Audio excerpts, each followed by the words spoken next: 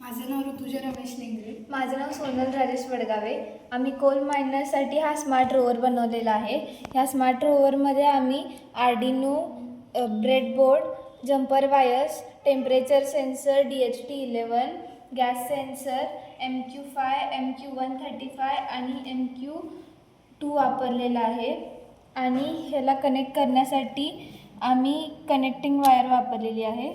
हा रोवर आम्ही कोल मायनर्ससाठी बनवला आहे, जेणेकरून जेव्हा मायन्समध्ये माइन करायला जातात तेव्हा त्यांना तिथली कंडिशन माहीत नसते आणि ते आपल्याला माहिती होण्यासाठी आपण पहिला हा रोवर खाली पाठवायचा. मग इथले जे सेन्सर्स आहेत ते सगळं आपल्याला इथं डिटेक्ट करून असा डाटा येईल आणि त्याच्यावरती आपण ठरवायचं की मायनर्स माइनमध्ये जातात की नाही. हे प्री सेफ्टी फॉर मायनर्स म्हणून आम्ही बनवले. थँक्यू.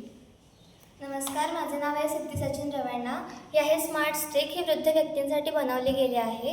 जर ती व्यक्ती अंधारामध्ये असेल तर त्यांच्या उपयोगासाठी हा टॉर्च बनवलेला आहे, म्हणजे इथे फिट केलेला आहे.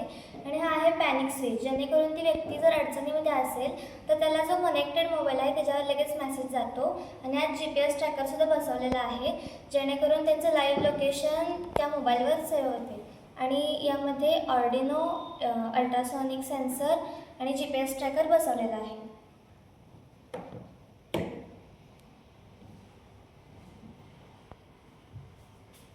नमस्कार, मी प्रज्ञा उमेश वावळ.